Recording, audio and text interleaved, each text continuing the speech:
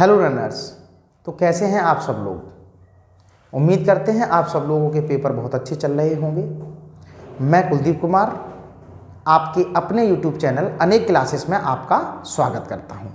आपकी बंसौर सीरीज का आज आपका चैप्टर 3 चल रहा है, जो आज शाम को आपको मिल जाएगा, आप देख लेंगे। क्लियर है? तो आपने इससे पहले जो चैप्टर्स कंप्लीट करे हैं, पहला चैप्टर रियल नंबर, दूसरा चैप्टर पोलिनोमियल, तीसरा आपका चल रहा है। जो भी चैप्टर्स आपके फिनिश होते जा रहे हैं, मैं डिस्क्रिप्शन में लिंक डाले जा रहा हूं कि जिससे कि आपको कैसे क्वेश्चन बोर्ड एग्जाम में आने वाले हैं वो आपको मिलते रहेंगे। क्लियर है? अच्छा, आज का हमारा जो टॉपिक है, तीसरा चैप्टर है pair of linear equation in two variable में।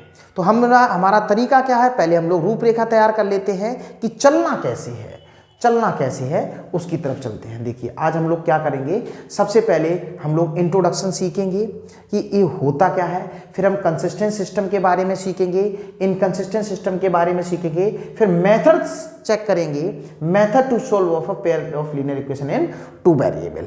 तो मेथड सीखेंगे कि पेयर ऑफ लीनियर इक्वेशन को कैसे सोल्व किया जाता है। चलिए मैं आगे बात करूं तो सबसे पहले हमारे पास एक इक्वेशन लिखी हुई है, इसको क्या कहते हैं। देखिए, general form of linear equation in two variable.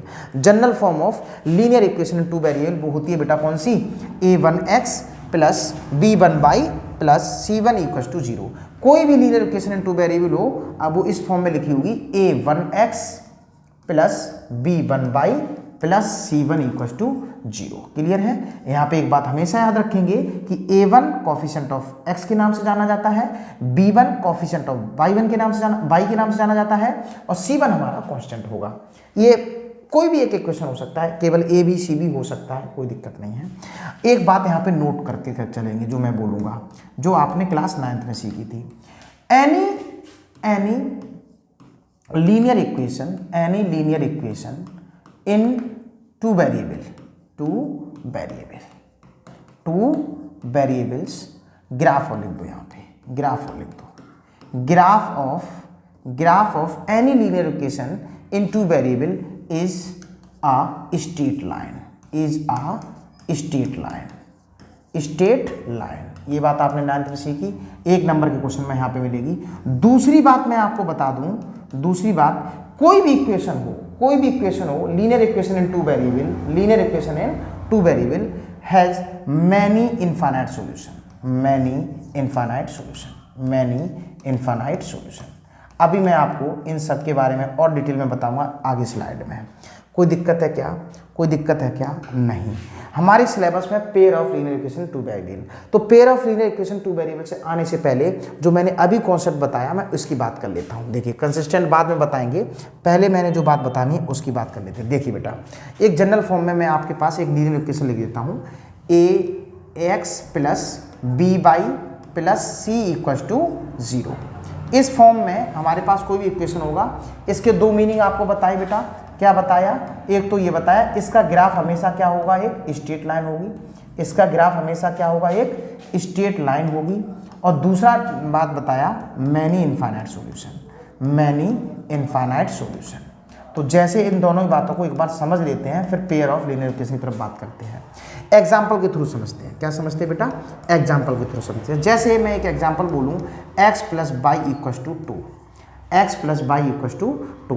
तो इसके बाद को अगर बात करें तो सबसे पहले मैं इसका ग्राफ बना लेता हूँ। क्या बना लोगे बेटा? ग्राफ बना लेंगे। x डैश बाई डैश, जो आपने 9th क्लास में सीखे थे। कैसे बनाते थे बेटा? एक डिपेंडेंट वेरिएबल होता था और एक इंडिपेंडेंट वेरिएबल होता था। ये हमारे पास इनपुट रहते थे x, और ये हमारे पास y, और हम यहाँ पे कोऑर्डिनेट लिखना चालू करते थे, पॉइंट पता करना चालू कर देते, है ना। यहाँ पे पॉइंट सारे मिलना चालू करेंगे। क्लियर है? सारी बातों को समझेंगे। तो अगर मैं x को 0 रखूँगा तो बेटा y की वैल्यू कितनी आएगी, 2 आएगी। तो हमारा जो पॉइंट मिलेगा 0,2 मिलेगा। अगर मैं x की वैल्यू को 1 रखूँगा तो y की वैल्यू भी 1 आएगी इस इक्वेशन के लिए। तो हमारे पास 1,1 पॉइंट मिला। आपने x की वैल्यू 0.5 रखी, तो y की वैल्यू 1.5 आएगी। तो आपका पॉइंट मिलेगा 0.5, 1.5। अच्छा, फिर आपने x की वैल्यू 2 रखी तो y की वैल्यू 0 होगी, तो आपका जो पॉइंट मिलेगा 2,0 मिलेगा। फिर आपने -1 रखी तो आपकी जो x की वैल्यू -1 रखी तो y की वैल्यू बेटा 3 मिलेगी, और इस तरह से आपको जो पॉइंट मिलेगा वो मिलेगा -1,3। इस तरह से आपने -2 रखी तो बेटा यहाँ पे -2 रखने तो y की वैल्यू 4 रखनी पड़ेगी, तो आपके पास जो पॉइंट मिलेगा -2,4 मिलेगा। तो इस तरह से बहुत सारी वैल्यू आपके पास मिलती रहेंगी। क्लियर है? अच्छा, तो अगर मैं सॉल्यूशन की बात कहता हूं, तो आपने देखा कि ये जो वैल्यू आप x और y की लगा रहे हो किस इक्वेशन में, इस इक्वेशन में, तो आप कहेंगे कि ये सारे के सारे इस इक्वेशन के सॉल्यूशन हैं। तो सॉल्यूशन क्या होता है किसी भी लीनियर इक्वेशन टू वेरिएबल का? Any real number such that any real number in place of used variable such that they satisfy the given equation। Any जो भी वेरिएबल यूज हो रहे हैं किसी भी इक्वेशन में, उनकी जगह पर मैं कोई भी रियल नंबर लगा दूं और इस तरह से लगा दूं कि वो इस इक्वेशन को सेटिस्फाई करें, तो उसको सॉल्यूशन बोलेंगे। तो इसके सॉल्यूशन कौन कौन से हो गए? ये सारे सॉल्यूशन है। तो इस हिसाब से आप देखो तो ऐसे इनफाइनाइट सॉल्यूशन मिल जाएंगे। पॉइंट 1 रखोगे तो भाई दूसरा निकल के आएगा, इस तरह से बहुत सारे। तो ये बात मैंने बता दी कि मैनी इनफाइनाइट सॉल्यूशन होते हैं। अब मैं बात करता हूँ पॉइंट को। अब जब मैं इन पॉइंट को मिलाऊंगा, जब मैं इन पॉइंट को मिलाने की कोशिश करूंगा, सारे पॉइंट को मैं यहाँ रिप्रेजेंट करता हूँ, तो आप मेरी बात को बहुत अच्छे से क्लियर कर पाएंगे। क्लियर है बेटा? चलिए, x पे हमारे पास 0 चला और तब हमारे पास y कितना है? 2 है। x पे 0 बाई 2 यहाँ पे मिलेगा 1 2, ये रहा पॉइंट हमारे पास 0,2। दूसरा पॉइंट ये बार उठा लो 2,1 2 2, ये हो गया बेटा 2,0। सही है। तो अब मैं यहाँ पे इन दोनों को ज्वाइन करके एक लाइन बना देता हूँ। क्या बना दी? एक लाइन बना दी। तो इस पे जितने भी पॉइंट आ रहे हैं ना, जी वाली ये जितने, ये लाइन बनती कैसे? बहुत सारे पॉइंट से मिलती है। तो जो पॉइंट मिल रहे हैं आपको ये वाले, ये सारे पॉइंट कोई और नहीं है, जो आप ये निकाल रहे थे यही सारे पॉइंट हैं। इसका मतलब, इसी बात का मतलब हुआ कि यार किसी भी लाइन के इनफाइनाइट पॉइंट हो सकते हैं, तो यार इनफाइनाइट सॉल्यूशन इसके लिए रिप्रेजेंट होगा। इन बातों से आप, मुझे लगता है, बहुत अच्छे से समझ में आ रहे होंगे। अब मेरे पास आएगा क्या? इसको एक बार राइट डाउन कर लीजिए, फिर मैं आगे बढ़ता हूं। अब हमारे पास सिलेबस है किसका? Pair of linear equation in two variable. Pair of linear equation in two variable, ठीक है। फिर मैंने उसके सॉल्यूशन की बात करनी है, देखिए बेटा, देखिए, तो इसके तो अकेले जब कोई भी लीनियर इक्वेशन टू वेरिएबल आएगा तो उसके इंडिपेंडेंटली बहुत ज़्यादा सॉल्यूशन हो गए, मैनी इनफाइनाइट सॉल्यूशन हो गए। लेकिन अब मैं बात करूंगा pair of linear equation two variable की। किसकी बात करूंगा? Pair of linear equation in two variables pair में। जब मैं कहूं कोई भी दो इक्वेशन को pair of linear equation in two variable कह देंगे अगर उनमें यूज्ड वेरिएबल सेम है। मतलब मैंने कहा एक इक्वेशन ऐसे लिख दिया, एक equation x plus y equals to 2 लिख दिया, एक दूसरा इक्वेशन में x minus y equals to 6 लिख दिया। तो देखो इसमें जो वेरिएबल यूज हो रहे थे x और y, इसमें भी x और y यूज हो रहे, तो ये हमारे एक साथ जब इनकी बात करेंगे तो ये हमारे पास क्या हो गए? Pair of linear equation in two variable. Clear है क्या? सही है। तो अगर मैं ऐसी बात करूं तो स्टैंडर्ड फॉर्म ऑफ, क्या बोला? Standard form of pair of linear equations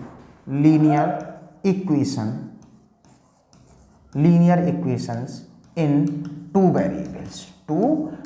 इसकी स्टैंडर्ड फॉर्म समझनी है आपको। स्टैंडर्ड फॉर्म कैसा दिखेगा? a1x plus b1y plus c1 equals to 0। दूसरी होगी a2x plus b2y plus c2 equals to 0। ये वाली बात समझ में आ गई। यहाँ पे पहली इक्वेशन के लिए a1x का कोफिशिएंट है, पहली इक्वेशन के लिए b1y का कोफिशिएंट है, पहली इक्वेशन के लिए c1 कांस्टेंट है। ऐसे ही मैं दूसरी इक्वेशन की बात करें तो a2x का कोफिशिएंट है, b2y का कोफिशिएंट है, c2 इस लाइन का कांस्टेंट है। कोई दिक्कत? अब सुनना, अभी आपने बताया या आपने सीखा कि किसी भी लाइन के मैनी इनफाइनाइट सॉल्यूशन होते हैं। जी हाँ। इसके भी बहुत सारे होंगे। जी हाँ। इसके भी बहुत सारे होंगे। जी हाँ। बट हम जब इनके सॉल्यूशन की बात करूंगा, इनके साथ साथ सॉल्यूशन की बात करूंगा, तो कौन सी बात कह रहे हैं, तो मैं कहूंगा value of x and y. क्या बोला, values of x and y such that both the equation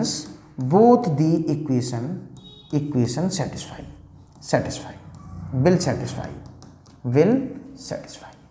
हम कह रहे हैं, हम ये कह रहे हैं बेटा कि अगर दोनों को एक साथ सॉल्यूशन की बात कहना चाहते हो तो मुझे वो वैल्यू निकालनी होती है अननोन नंबर्स की, अननोन वेरिएबल्स की, जो दोनों की दोनों इक्वेशन को सेटिस्फाई करती हों। अगर अलग अलग बात करेंगे तो अलग अलग तो बहुत सॉल्यूशन है, तो इसलिए इसकी एक अलग लाइन होगी, इसकी एक अलग लाइन होगी, लेकिन मैं जो सॉल्यूशन की बात कह रहा हूं तो वो वैल्यू जानना चाहता हूं दोनों को सेटिस्फाई करती हो।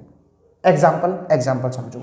अभी आपने इसके लिए बहुत सारे सॉल्यूशन लिखे थे, कितने लिखे थे, 0 लिख दिया था, 2 लिखा था, फिर मैं आपसे कह दूं तो आपने 1,1 भी लिखा था, फिर मैं आपसे कह दूं तो 2,0 भी लिखा था। इसके लिए देख लो बेटा, फिर मैं आपसे कह दूं आपने -1 लगा दिया तो बेटा 3 भी लिखा था। ऐसे बहुत सारे सॉल्यूशन मिलेंगे बेटा हाँ या ना बताओ बेटा, सही बात है या नहीं?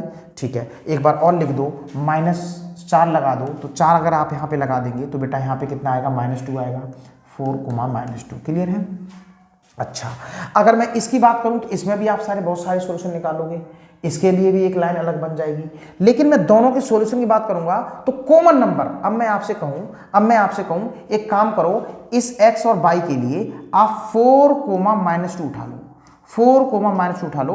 4,-2 एक ऐसा x और y की वैल्यूज हैं जो दोनों को सेटिस्फाई करेंगी। रखिए देखो, 4 रखा, जी रखा, -2 रखा, सेटिस्फाई, यहाँ पे रखो, 4 रखा, यहाँ पे माइनस लगा हुआ है, -2 रखा, रख दिया, तो सोल्व करा, 6 आया। यस, तो यही दोनों, ये वाला जो आपके पास आंसर आ रहा है, इन दोनों इक्वेशंस का सॉल्यूशन कहा जाएगा। क्लियर है बेटा? चलिए, तो अब इनकी जब सॉल्यूशन तो आपने बता लिया, तो इनके ग्राफ कैसे कैसे बनेंगे, कंसिस्टेंट सॉल्यूशन, इनकंसिस्टेंट सॉल्यूशन, ये सब की बात अपन कर लेते हैं। ठीक है बेटा, बहुत बढ़िया। देखिए, अब दोनों लाइन को एक साथ लेके चलेंगे और मैं एक बार ग्राफ की बात करूंगा। किसकी बात करूंगा? ग्राफ की बात करूंगा। 2 इक्वेशन चलेंगी साथ साथ और ग्राफ की बात करूंगा। तो 3 केस बन सकते हैं। कितने केस बन सकते हैं बेटा? 3। जब 2 इक्वेशन को एक साथ सोल्व कर रहे होंगे तो उनके ग्राफ 3 तरीके से बनेंगे। देखिए बेटा, पहला graph x dash y dash, दूसरा graph x dash y dash, तीसरा graph x dash y dash. बहुत ध्यान समझेंगे। तो जब 2 इक्वेशंस का एक साथ ग्राफ बनाओगे तो ऐसा हो सकता है कि एक लाइन ऐसी जा रही हो, एक लाइन, 2 लाइन आपस में अलग अलग एक ही पॉइंट पर इंटरसेक्ट करती हो। तो मैंने कह दिया लेट से ये L1 है, ये आपने बोल दिया L1 है, A1x plus B1y plus C1 equal to 0। फिर दूसरी लाइन आपसे बोली गई तो आपने बोला दूसरी लाइन हो सकता है ऐसी जा रही हो थोड़ी देर के लिए।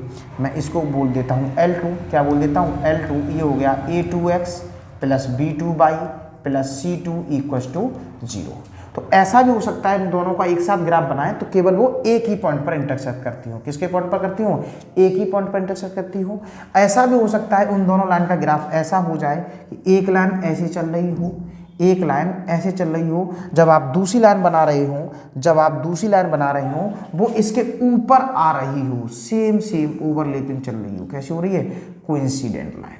सही है? तो यह इसको बोल दिया आपने L1 A1x plus B1y plus C1 equal to 0। अगर मैं सफ़ेद वाली लाइन की बात करूं तो ये A2x plus B2y plus C2 equal to 0। तीसरा केस ऐसा हो सकता है कि वो दोनों लाइन कभी एक दूसरे को काटे ही ना। ये हमारे पास लाइन 1 बोली, इसको बोला A1x plus B1y plus C1 equal to 0। इसको आपने बोल दिया L2 A2x plus B2y plus C2 equal to 0। यही 3 लाइन आपके पास बन सकती हैं। जब ऐसी लाइन बनेगी तो बोलेंगे इंटरसेक्टिंग लाइन। क्या बोलेंगे बेटा? Intersecting line. क्लियर है? Intersecting lines. ठीक है, बहुत बढ़िया।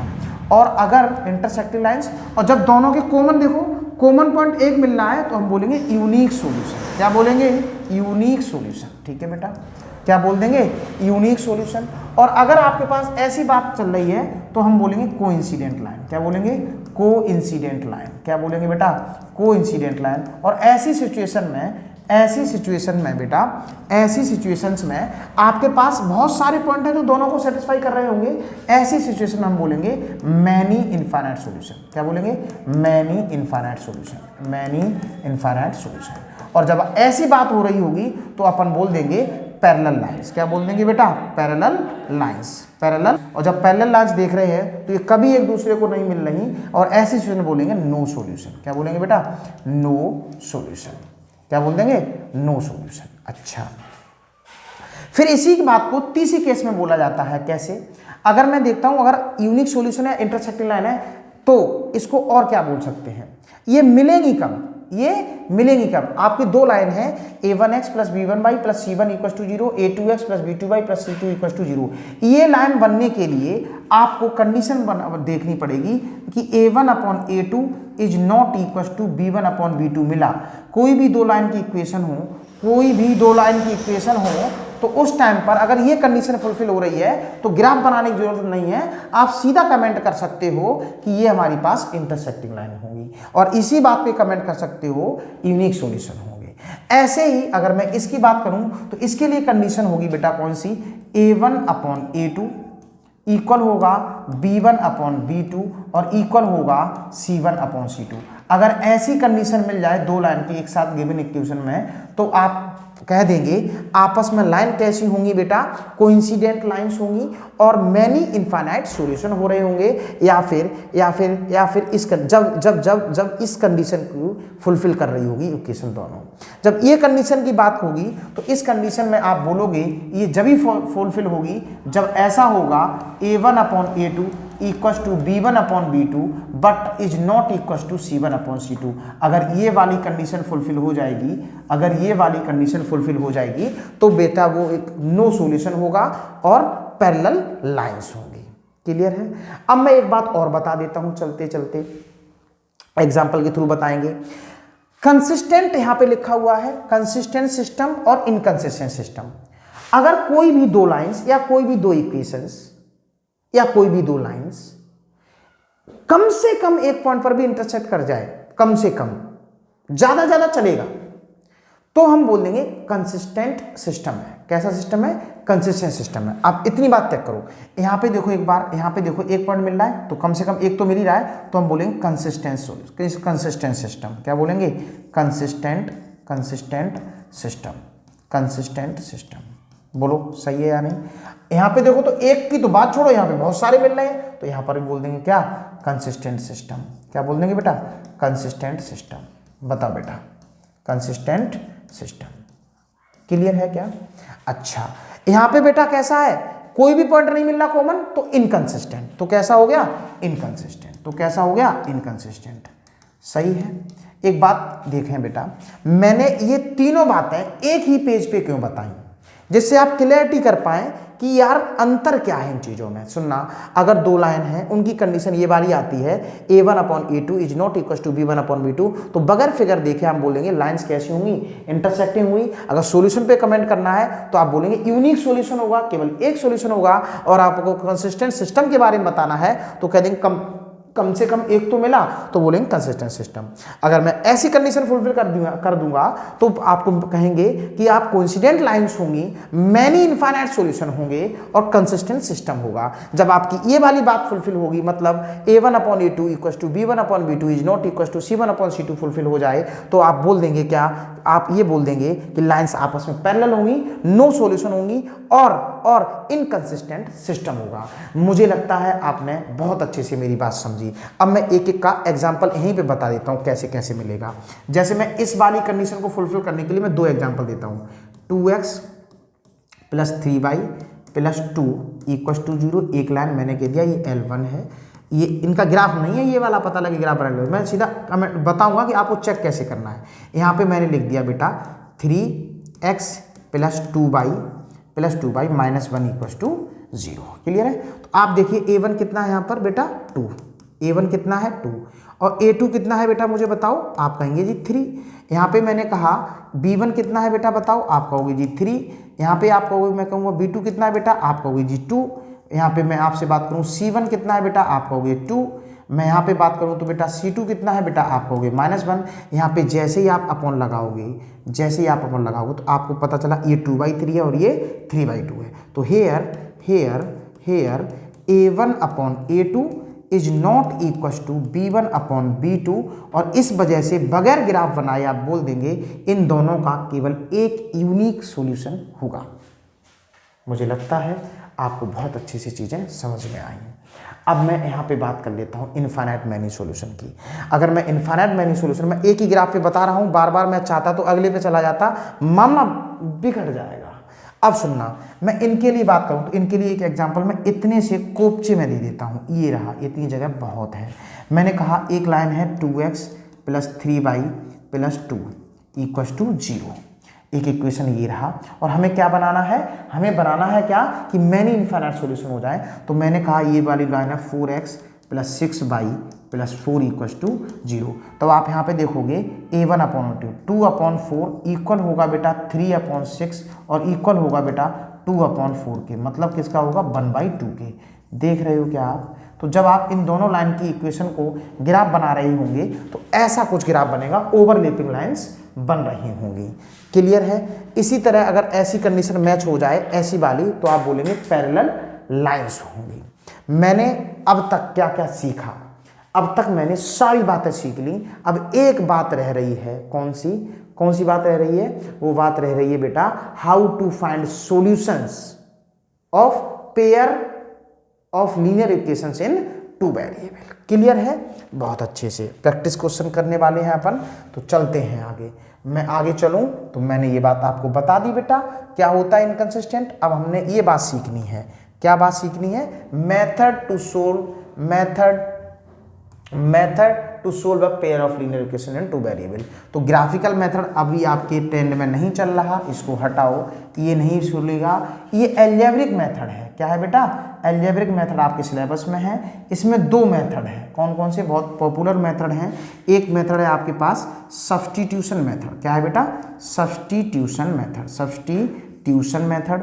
और दूसरा जो मेथड है आपके पास दूसरा जो मेथड है बेटा वो है आपके पास एलिमिनेशन मेथड। क्या बेटा? Elimination method. तो हम लोग क्या करेंगे, हमको इसकी थ्योरी नहीं बताएंगे, इसकी सीधी एग्जाम्पल के थ्रू बताएंगे कि कैसे करना होता है नंबर ऑफ क्वेश्चन के माध्यम से। एक क्वेश्चन उठा लेंगे, उसको एलिमिनेशन और सब्स्टिट्यूशन मेथड दोनों से बता देंगे, तो फिर आप इनकी एप्लीकेशन की तरफ मूव करेंगे। क्लियर है बेटा? मुझे लगता है आप लोग बहुत एंजॉय कर रहे हैं। मैंने आज की क्लास का पूरा बेसिक कंप्लीट किया हुआ है। आप अब क्वेश्चन की तरफ मूव करने वाले होंगे, सभी कंडीशंस को फुलफिल कर रहे होंगे। क्लियर है? आगे चलिए। अब देखिए बेटा, ये वाली बात अभी हमने बता दी। अगर ऐसी लाइन बन रही है तो बेटा कैसी है? Intersecting line. कंडीशन बोलो, कंडीशन आपकी होगी A1 upon A2 is not equal to B1 upon B2। कैसा सॉल्यूशन है? कंसिस्टेंट सॉल्यूशन है। इसकी बात करो, ओवरलैपिंग लाइन है बेटा, ये एक के ऊपर एक चल रही है, एक के ऊपर एक चल रही है। एक के ऊपर एक लाइन चलने के लिए आपके पास कंडीशन क्या होनी चाहिए? कंडीशन आपके पास है बेटा कौन सी? एक लाइन के ऊपर दूसरी लाइन चल रही हो तो बेटा कौन सी कंडीशन होती है? A1 upon A2 equal to B1 upon B2 equal to C1 upon C2। Clear है बेटा? अच्छा, अगली बात अगर मैं आपसे कहूं तो अगली बात क्या है? आते हैं तीसरा, पैरेलल के लिए बताओ। पैरेलल के लिए हमारे पास कंडीशन कौन सी थी? A1 अपॉन A2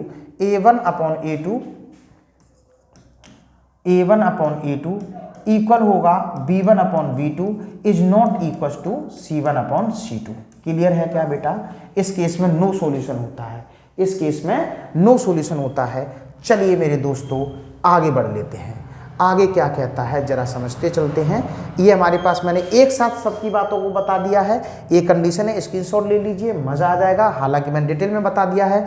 देखिए बेटा, A1 upon A2 is not equal to B1 upon B2 intersecting line होगी, और इंटरसेक्टिंग लाइन को ही मैंने कंसिस्टेंट सॉल्यूशन बोला था, बाकायदा लिखा हुआ है, यूनिक सॉल्यूशन लिखा हुआ है। फिर आपको बताया A1 upon A2 B1 upon B2 equal to C1 upon C2 मिल जाए, कोइंसिडेंट आती है, आपस में ऊपर ओवरलैपिंग लाइन हो जाती हैं। ऐसी कंडीशन जब फुलफिल होगी जब इस कंडीशन को फुलफिल हो रहा होगा। इस सिचुएशन में अभी मैं कह सकता हूँ इनफाइनाइट मैनी सॉल्यूशन, और मैं कंसिस्टेंट सॉल्यूशन बोल सकता हूँ।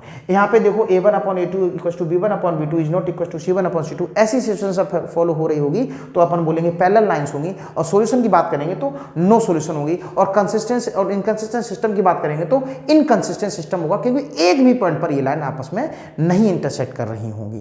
क्लियर है क्या? बहुत बढ़िया। आगे चलिए, आगे मैं बात कर लेता हूं, क्या है ये मेथड लिखा हुआ है, एलिमिनेशन मेथड। बिल्कुल ध्यान मत दो, जाने दो, क्वेश्चन के थ्रू समझेंगे। चलिए चलते रहिए, और ओ तेरे की बोलो गंगा मैया की जय। हमने बेटा पूरी तरह से आज का कॉन्सेप्ट खत्म कर लिया है, क्वेश्चंस की प्रैक्टिस की तरफ जाने वाले हैं। चलिए भाई, पहला क्वेश्चन, बहुत बढ़िया। अब तक जो हमने सीखा उसके बेस पर हम लोग क्वेश्चन करने वाले हैं। पहला क्या है देखिए बेटा, बहुत ध्यान से सुनेंगे, बड़े प्यार से आंसर देते करेंगे। द पेयर ऑफ इक्वेशंस ये दे रखा है 2x + 3y = 5, एक इक्वेशन है, और दूसरा है 4x + 6y = 10 is inconsistent, consistent, dependent, inconsistent. ओ मेरे भाई, सब चीज समझना पड़ेगा। तो देखो बेटा, यहां पर मैं इसको स्टैंडर्ड फॉर्म में लिख दूं। स्टैंडर्ड फॉर्म क्या होता है? a1x + b1y + c1 = 0, a2x + b2y + c2 = 0। तो इसको मैं लिख देता हूं 2x + 3y - 5 = 0, और मैं इसको लिखूंगा तो 4x + 6y - 10 = 0। तो जब आपके पास स्टैंडर्ड इक्वेशन क्या होता है बेटा, बोलो, a1x + b1y + c1 = 0, और दूसरा होगा a2x + b2y + c2 = 0। ठीक है। अच्छा, अगर मैं कंपेयर करूंगा तो a1 कितना आ रहा है बेटा, बोलो 2, b1 कितना आ रहा है बेटा, बोलो 3, और c1 कितना आ रहा है बेटा, बोलो -5। अगर मैं बात करूं a2 कितना आ रहा है, तो आप कहोगे सर ये तो 4 आ रहा है। मैं आपसे कहूं b2 कितना आ रहा है, तो आप कहेंगे 6 आ रहा है, और मैं आपसे कहूं c2 कितना आ रहा है, तो आप कहेंगे सर -10 आ रहा है। जब भी आप क्वेश्चन को सोल्व कर रहे हो तो इसी a1 के नीचे a2 लिखें, b1 के नीचे b2 लिखें, c1 के नीचे c2 लिखें, तो आपको क्लियरली दिखना चालू होगा। मैं जैसे ही इसमें अपॉन लगाता हूं, देखो बेटा अपॉन लगाओ, अपॉन लगा लो, लगाओ अपॉन, ये लो, तो आपको यहाँ पे मिला 1/2। क्या मिला बेटा? 1/2। यहाँ पे कैसा मिला? 1/2। यहाँ पे कैसा मिला? 1/2। तो आप कहेंगे sir hair a1 upon a2 = b1/b2 = c1 upon c2, और = 1/2। काट के देख लो, 1/2 और ये 1/2। सही है। तो ये ऐसी सिचुएशन में लाइंस कैसी होती हैं बेटा? लाइंस होती है कोइंसिडेंट लाइन। कैसी होती हैं? कोइंसिडेंट लाइन होती हैं। अच्छा, यही तो सीखा था अभी, कोइंसिडेंट लाइन होती है। मैनी इनफाइनाइट सॉल्यूशन होते हैं, many infinite solution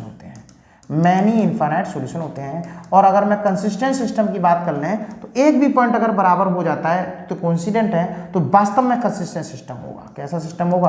consistent system होगा। कौन से ऑप्शन में ये बात मिल गई है, तो ये बात समझ लेते हैं। डिपेंडेंट कंसिस्टेंट है, बिल्कुल बात डिपेंडेंट कंसिस्टेंट है। नन ऑफ दिस कंसिस्टेंट है, हाँ कंसिस्टेंट है, इनकंसिस्टेंट है। क्लियर है मेरी बात? अरे बताओ बेटा, कंसिस्टेंट तो है ये, इनकंसिस्टेंट तो किसी भी कीमत पे नहीं होता, नन ऑफ दीज नहीं हो सकता। ठीक, कंसिस्टेंट है। क्लियर है क्या? बताओ बेटा, इतनी बात समझ में आती है? अच्छा, चलें बेटा आगे बढ़ते हैं। देखिए, अब कौन सा था क्वेश्चन? हाँ, पहला क्वेश्चन था। अब हम नेक्स्ट क्वेश्चन की तरफ मूव कर लेते हैं। अगला क्वेश्चन क्या कहता है, देखिए। अरे आ जाना। अच्छा, तीसरा आ गया यार, ये तो दूसरा कहाँ चला गया? दूसरा देखो। अच्छा, दूसरा क्वेश्चन क्या है बेटा? अब जल्दी जल्दी क्वेश्चन को बढ़ाते हैं, सरल क्वेश्चन है। क्या कहता है बेटा? इधर देखो, pair of equation this one and this one has. Question में मिसप्रिंट लग रहा है मुझे, कुछ मिसप्रिंट लग रहा है मुझे बेटा, देख लेते हैं। The pair of equation y = 0 और y = कुछ भी नहीं मिसप्रिंट है, कोई दिक्कत नहीं, x कह रहा है, खत्म। देखिए, अगर मैं y = 0 की मैं बात कर लूं, y = 0, ये हमारे पास एक इक्वेशन है y = 0। पहली इक्वेशन दे रखी है y = 0, ये पहली इक्वेशन है। और दूसरी इक्वेशन आपके पास दे रखी है y = -7। ठीक है, आपसे कह रहा है has 1 solution, 2 solution, infinitely many solution, no solution. ठीक है, तो अगर मैं आपसे कहूं बेटा अगर मैं आपसे कहूँ यहाँ पे x के कोफिशिएंट क्या रहा होगा, तो आप कहोगे 0 × x लिख दो, क्या फ़र्क पड़ता है, प्लस लगाओ, कोई दिक्कत नहीं है। अगर मैं यहाँ से आपसे कहूँ, यहाँ से मैं आपसे कहूँ तो 0 + y लगा दो, क्या फ़र्क पड़ता है, यहाँ पे x और लगा दो। मैं कुछ बताना चाहता हूँ आपको, मैं कुछ आपको बताना चाहता हूँ। क्लियर है बेटा? ठीक है, तो यहाँ से तो x है ही नहीं, और y = 0 का मतलब हमारे पास लाइन कौन सी बन गई, x एक्सिस। आपने 9th क्लास में पढ़ी थी, आपने 9th क्लास में पढ़ी थी बात क्या, कि x एक्सिस y एक्सिस का इक्वेशन होता है y = 0। ये वाली लाइन हो गई। और अगर मैं इसकी बात कह दूं y = -7 अगर मैं बात कहूंगा, तो ये एक ऐसी लाइन है जो x एक्सिस के पैरेलल है, x एक्सिस के पैरेलल है। तो x एक्सिस के पैरेलल लाइन ऐसी चली गई, ये हो गई y = -7। क्लियर है बेटा? y = -7। कोई बताओ मिला? ये तो पहली लाइन हो गई और ये दूसरी लाइन। कोई मिला? नहीं मिला। कोई सॉल्यूशन मिलेगा दोनों का कॉमन? जी नहीं मिलेगा, जी नहीं मिलेगा। आंसर बोलो डी, आंसर बोलो डी। अच्छा, अब जो बात आपके दिमाग में आ रही होगी, मैं उनके लिए कॉन्सेप्ट आपको बिल्ड कर देता हूं जो कभी आप भूलेंगे नहीं। इधर देखो बेटा, मैं आपसे कहता हूं इक्वेशन ऑफ एक्स एक्सिस, याद कर लेना, y = 0। फिर मैं आपसे दूसरी कंडीशन बोलूं, इक्वेशन ऑफ y एक्सिस, तो आप बोल देंगे क्या, x = 0। मैं बोलूंगा equation of line parallel to x axis. गंदी गंदी बात हो रही, मिटाओ इसको मिटाओ। देखिए,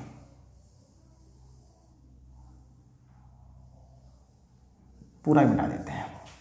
देखिए, पहली बात थी इक्वेशन ऑफ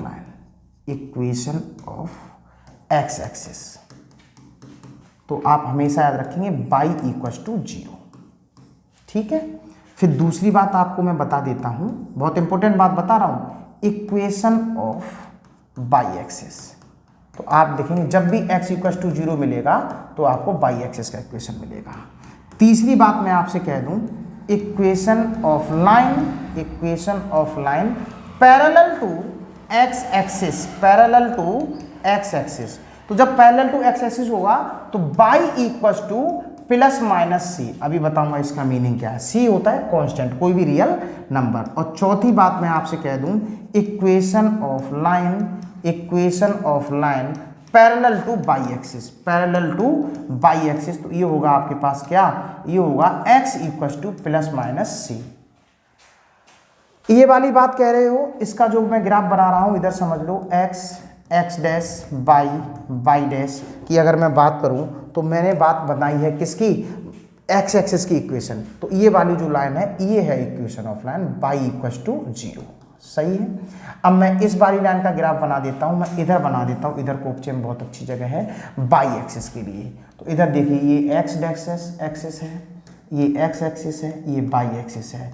हमें बेटा इक्वेशन ऑफ y एक्सिस बनानी है, तो आप क्या कहेंगे, तो आप y एक्सिस की इक्वेशन ये रही, ये वाली लाइन की इक्वेशन जो है वो होती है बेटा क्या, x = 0। मुझे लगता है आपको बहुत अच्छी समझ में आ रही है। अब तीसरी बात को आप समझ लीजिए, इसकी मैं बात कह रहा हूँ, एक ऐसी इक्वेशन जो x एक्सिस के पैरेलल हो और एक ऐसी इक्वेशन जो y एक्सिस के पैरेलल हो। तो x एक्सिस तो ये रहा, तो पैरेलल तो ये होगी, ऐसे करके बोलो हाँ, ये पैरेलल लाइंस हैं। तो ये जो पैरेलल लाइंस हैं, ये वाली बात, ये पॉजिटिव डायरेक्शन में चल रही है, तो ये बात मैं कह रहा हूँ c की। और अगर नेगेटिव की बात करोगे तो ये है बेटा -c, ये है -c। क्या मेरी बात समझ में आ रही है? हाँ या ना? ये बात बिल्कुल ठीक है, क्लियर है यार? ठीक। तो अगर y एक्सिस की बात करोगे तो y एक्सिस की बात करोगे बेटा, तो y एक्सिस के लिए ये होगा, x की बात कर लो, y एक्सिस के लिए इधर लाइन चल रही होंगी ऐसे करके। अगर इधर चल रहा है तो पॉजिटिव, इधर चल रहा है तो नेगेटिव, इसलिए मैंने ये +- की बात करी। तो आपने इस क्वेश्चन के साथ साथ और सारी चीजें सीखी, तो एक एक नंबर वाली चीजें क्लियर होंगी। अगला क्वेश्चन देखो बेटा, नेक्स्ट क्वेश्चन की तरफ अपन मूव करते हैं। Question number 3। अब सीधी कंडीशन लगाएंगे, x = 4। क्वेश्चन समझ रहे हो यार? x = 4। अभी मैंने क्वेश्चन बताया, x = 4 की बात करोगे तो ये कैसी लाइन है, y एक्सिस के पैरेलल है, लो भैया y एक्सिस के पैरेलल बता दी मैंने, x = 4। तो ये x = 4 लाइन हो गई, ये वाली। सही है बेटा? अच्छा, y = 3, ये x एक्सिस के पैरेलल है, ये कैसे पैरेलल है, ये एक्स एक्सिस कहाँ पे, बाई इक्वल टू 3, तो बाई इक्वल टू 3 ये हो गई, लो भैया बाई इक्वल टू 3, बताओ बेटा सही है।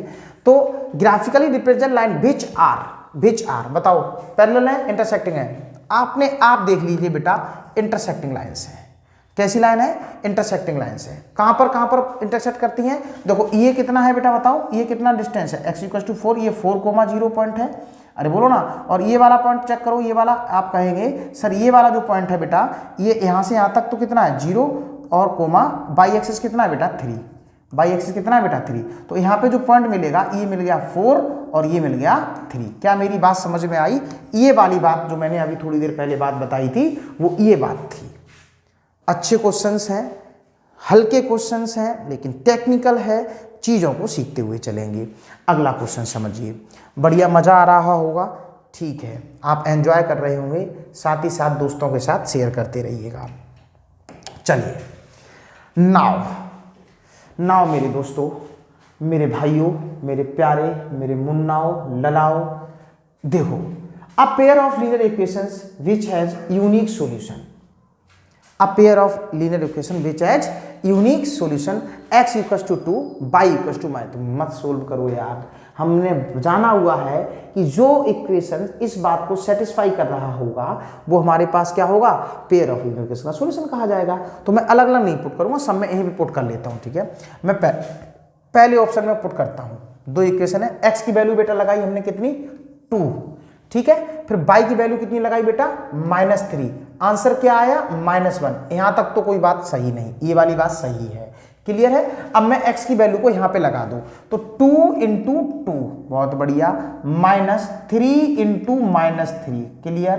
तो बेटा आपने देखा ये 4 आया, ये प्लस का 9 आया और इस तरह से आपका 13 आ गया, आ कितना रहा है -5, गलत हो गया। तो इसका मतलब इस पेयर ऑफ लीनियर इक्वेशन के लिए ये वाले सॉल्यूशन तो नहीं हो सकते, ये वाले सॉल्यूशन तो नहीं हो सकते। अब मैं यही बात यहाँ पे चेक करने जा रहा हूँ, x की जगह पे 2 लगाओ तो 2 इंटू 2 प्लस 5 इंटू y की जगह लगा देंगे अपन क्या -3। जब आप इसको सोल्व करेंगे तो आप करेंगे 4 - 15 दैट इज -11। इसका मतलब ये तो बात बिल्कुल सही है इस वाले के लिए। दूसरी और चेक कर लो, दूसरी आपके पास क्या है बेटा 4x की जगह पे कितना लगाएंगे 2 प्लस की है प्लस 10, y की जगह लगाएंगे बेटा कितना -3 और जब आप इसको सोल्व करेंगे तो ये बेटा बन गया कितना 8 और ये बन गया -30 और जब आप इसको सोल्व करेंगे तो बेटा कितना बन गया -22। ओ हो खेला हो गया। और आप देख पा रहे हैं कि इस वाली वैल्यू इन वैल्यूज ने इन दोनों इक्वेशन को सेटिस्फाई करा है। That's why we can say the unique solution x equals to 2 and y equals to -3 is for these lines, these equations। Clear है, मजा आया, जी मचलाया नहीं मचलाया। आगे चलो बेटा नेक्स्ट क्वेश्चन की तरफ मूव करते हैं। अगला क्वेश्चन क्या कहता है, आनंद ले रहे हो ना, बहुत बढ़िया, ऐसे ही आनंद लेते रहिए। अगला क्वेश्चन क्या कहता है, देखिए बेटा अगला क्वेश्चन क्या कहता है, देखिए पांचवा क्वेश्चन अपन कर रहे हैं। एक बार टाइम मैनेजमेंट बहुत जरूरी है, इसको बहुत ध्यान से समझेंगे, ठीक। क्वेश्चन को जब भी आप करें तो टाइम भी देखते हुए चलें, पता लगे एक ही में सारी चीजें आप लगाते चले जा रहे हो, इसको बहुत ध्यान देंगे। चलिए बेटा क्या कहता है, if x equals to a y equals to b, ये देखो ना y लगाओ, y equals to b is the solution of pair of equation this one, then the respective values of a and b। तो हमें a और b की value पता करनी है कि x की वैल्यू a है, b इसका सॉल्यूशन है, तो a और b की वैल्यू बता दीजिए। सिंपल यार, करना क्या चाहता है ये, करे बेटा कर लेते हैं। ये इसका सॉल्यूशन है, तो अगर मैं x की जगह पे a लगाओ, a लगा दिया, माइनस y की जगह b लगाओ तो b लगा दिया, इक्वल्स टू 2, एक इक्वेशन बनाओ। दूसरा बोलो x की जगह पे कितना लगाओ a, y की जगह कितना लगाओ b, तो आपके पास 4 आया, this one second equation. Clear है बेटा। तो हमने क्या पूछा, then the values of a and b, हमने a और b के फॉर्म में लिख लिया, a और b के फॉर्म में लिख दिया। अच्छा अब मैं आपसे एक बात पूछूं, जो अभी मैंने बोला था एलिमिनेशन मेथड और सब्स्टिट्यूशन मेथड। तो यहाँ पे मैं एलिमिनेशन मेथड लगाना। एलिमिनेशन मेथड का मतलब होता है कि हम इक्वेशन को इस तरह सेट करें प्लस या माइनस करने से एक वेरिएबल एलिमिनेट हो जाए। देखो बेटा, मैं यहाँ पे दोनों इक्वेशन को देख पा रहा हूँ। अगर मैं इनको डायरेक्ट ऐड कर दूँ, मैं माइनस भी कर सकता हूँ, तो ऐड करने से ये दोनों गायब हो जाएंगे। तो मैंने कहा equation first plus equation second. तो ए से ए तो गया, सॉरी गंदी गंदी बात कह रहे हो, ये गया, ये तो जुड़ेगा बेटा, ये तो जुड़ेगा। तो ये आ गया 2a इक्वस टू 4 2 6। तो a इक्वस टू कितना आ गया 3। क्या आ गया बेटा 3। इस वैल्यू को आप क्या कहेंगे, इसमें लगा दीजिए, चाहे इसमें लगा दीजिए। तो जब आप इसमें लगाओगे तो 3 प्लस b इक्वस टू 4, तो b इक्वस टू आपके पास आ गया 1। तो a3 होगा b 1 होगा, a3 होगा b 1 होगा। ऑप्शन सी हमारा सही हो जाएगा, ऑप्शन सी हमारा सही हो जाएगा। अपन अगले क्वेश्चन की तरफ मूव करते हैं। अगला क्वेश्चन क्या कहता है, ठीक है, चलिए बहुत कुछ सीख लिया अपन लोगों ने आज। अगला क्वेश्चन देखते हैं क्या कहता है। क्वेश्चन नंबर 4, चलिए क्या कहता है। अ pair of linear equations, a pair of, ये तो अभी करवा दिया, 4 आ गया यार, ये तो करवा दिया, 5 की बात आएगी ना, ये तो करवा दिया शायद हमने। चलिए 5 आ जाओ दोस्त, चलिए हाँ ये भी हो गया। अब मैं 6 की तरफ मूव करता हूँ। 6 क्वेश्चन क्या कहता है, देखिए क्या कहता है 6th question. The pair of equation ax plus 2y equal to 7, 3x plus by equal to 16 represent parallel lines if. तो अगर मैं आपसे कहूं, अगर ये लाइन पैरेलल होंगी, if the equation, the lines of the given equations are parallel, then तो क्या होगा, तो आप कहोगे कि a1 upon a2 should be equal to b1 upon b2 should not be equal to c1 upon c2। तो मैं a1 की बात करूं तो बेटा आप कहोगे बेटा कितना है a, a2 की बात करोगे तो आप कहोगे बेटा 3 है, इक्वल b1 की बात करोगे तो आप कहोगे 2 है, और मैं b2 की बात करूं तो आप कहोगे b है। क्लियर है। तो मैं अगर इसको सिंप्लीफाई कर दूं तो ab इक्वल टू 6। अगर ab की वैल्यू 6 आ जाती है, अगर ab की वैल्यू 6 आ जाती है तो हमारी ये वाली इक्वेशंस कैसी हो जाएंगी, पैरेलल हो जाएंगी। बढ़िया क्वेश्चन, बहुत बढ़िया क्वेश्चन, ठीक है। नेक्स्ट अगले क्वेश्चन की तरफ अपन चलते हैं। तो चल भाई अगला क्वेश्चन क्या कहता है। अगला क्वेश्चन में क्या कहता है समझ लीजिए। ये आपके पास लिखा हुआ है 4 upon x plus 6 upon y equal to 10, 1 upon x minus 6 upon y 5, find the value of p if p equal to 3x, इफ p equal to 3x। Clear है, कोई दिक्कत नहीं है। तो आपसे p की वैल्यू पूछ रहा है। जब पहले तो आप x निकालो, p की वैल्यू तो जब निकाल पाएंगे जब आपके पास x होगा। तो इन दोनों को सोल्व करके x निकालेंगे। देखिए बेटा, गिवन इक्वेशंस की बात करो, और बड़ी हिसाब से मैं आपसे बोल रहा हूं कि आपको जो मेथड बताने हैं वह एग्जांपल के थ्रू बता चलूंगा। 4 upon x plus 6 upon y equal to 10, और दिस वन इक्वेशन नंबर बेटा फर्स्ट। क्लियर है। नेक्स्ट अगर मैं आपसे कह दूं, ये लिखा हुआ है 1 upon x minus 6 upon y equal to 5, this one equation number second. और मैंने आपसे कहा आप जब भी सोल्व करेंगे, चाहे कोई भी मेथड लगाओ, चाहे एलिमिनेशन मेथड लगाओ, चाहे आप सब्स्टिट्यूशन मेथड लगा दो, तो कोशिश करेंगे कैलकुलेशन कहाँ से इजी मिलेगी। और कैलकुलेशन एलिमिनेशन मुझे साफ साफ दिख रहा है, अगर मैं डायरेक्ट इनको ऐड करूंगा तो ये दोनों खत्म हो जाएंगे। तो मैंने इन दोनों को क्या कर दिया, जोड़ दिया। सबको क्या कर दिया बेटा, जोड़ दिया। जोड़ने में सिंबल चेंज नहीं होते, तो ये दोनों हो गए हमारे पास कैंसिल आउट। तो ये हमारे पास वैल्यू बनी 4 upon x plus 1 upon x equal to बेटा 15। तो ये हो गया 5 अपॉन एक्स इक्वल टू बेटा कितना हो गया 15। तो 5 से इसको काटा तो बेटा 1 अपॉन एक्स इक्वल टू कितना आ गया 3। और जब आप इसको सिंप्लीफाई करोगे तो x इक्वल टू बनेगा 1 अपॉन 3। इस तरह से आपने x निकाला। क्या निकाला, इस तरह से x निकाला। हमें चाहिए था p, तो p कितना है 3x। तो p equal to 3 into x की वैल्यू 1/3 काट दिया तो आ गया 1। तो बेटा p की वैल्यू कितनी आ गई आपकी 1 आ गई। मुझे लगता है आपको बहुत अच्छे से समझ में आ रहा है। ऑप्शन ए हमारा सही हो गया। चलें 3 क्वेश्चन अपन और करेंगे, इसके बाद हम बात अगले सेशन में करते हैं, वीडियो लंबी ना हो जाए। ठीक, अगले क्वेश्चन की बात कर लेते हैं। देखिए फिर हमारे ऑब्जेक्टिव खत्म हो जाएंगे। 2-2, 3-3, 4-4 नंबर वाले जो क्वेश्चन होंगे बहुत इंपॉर्टेंट क्वेश्चन हो रहे होंगे। चलिए अगला क्वेश्चन, नेक्स्ट क्वेश्चन देखो बेटा क्या कहता है, द वैल्यू ऑफ के for which system of equation this one and this one है नो सॉल्यूशन। अगर बेटा बताओ अगर नो सॉल्यूशन है, since no solutions exist, no solution exist, कोई सॉल्यूशन एग्जिस्ट नहीं करता, तो आप क्या कहेंगे, आप कहेंगे a1/a2 equals to b1/b2 is not equals to c1/c2।